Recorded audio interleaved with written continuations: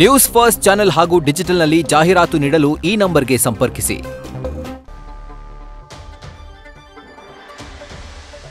ಇನ್ನು ಕಾರವಾರದ ಶಾಸಕ ಸತೀಶ್ ಸೈಲ್ಗೆ ಸಂಬಂಧಪಟ್ಟಂತೆ ಒಂದು ಅಪ್ಡೇಟ್ ಲಭ್ಯವಾಗ್ತಾ ಇದೆ. ಮಧ್ಯಂತರ ಜಾಮೀನು ಮಂಜೂರಾಗಿದೆ. ಅನಾರೋಗ್ಯದ ಹಿನ್ನೆಲೆಯಲ್ಲಿ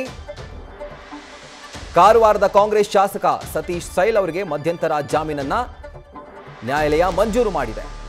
ನಿನ್ನೆಯಷ್ಟೇ 2 ದಿನಗಳ ಕಾಲ ಕಸ್ಟಡಿಗೆ ನೀಡಿತ್ತು ನ್ಯಾಯಾಲಯ. ಆದರೆ ಇವತ್ತು ಮತ್ತೊಮ್ಮೆ ಕೋರ್ಟ್ ಮೊರೆ ಹೋಗಿದ್ದಾಗ ಅನಾರೋಗ್ಯ ಹಿನ್ನೆಲೆ ಕಾಣಿಸಿಕೊಂಡಿದ್ರಿಂದ, ಅಂದರೆ ಆ ಒಂದು ಅನಾರೋಗ್ಯ ಕಾಡಿದ್ರಿಂದ ಮಧ್ಯಂತರ ಜಾಮೀನನ್ನ ಕಾರವಾರ ಕಾಂಗ್ರೆಸ್ ಶಾಸಕ ಸತೀಶ್ ಸೈಲ್ಗೆ ನ್ಯಾಯಾಲಯ ನೀಡಿದೆ.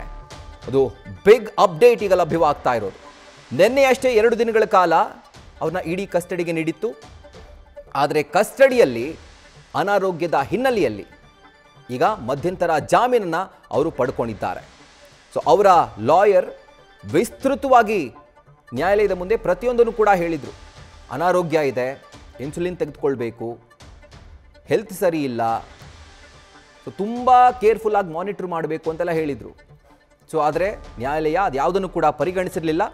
ಮತ್ತೆ 2 ದಿನ ಕಸ್ಟಡಿಗೆ ನೀಡಿತ್ತು.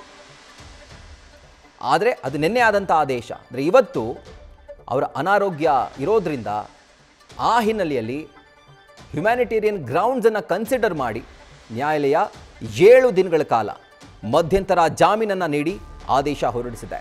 ಸೊ ಈಗ ಸದ್ಯಕ್ಕೆ ತಾತ್ಕಾಲಿಕವಾಗಿ ಇಡಿ ಕಸ್ಟಡಿಯಿಂದ ಅವರು ಪಾರಾಗ್ತಿದ್ದಾರೆ. ನ್ಯೂಸ್ ಫಸ್ಟ್ ನಿರ್ಭೀತಿಯಿಂದ ನಿಮ್ಮ ಪರವಾಗಿ.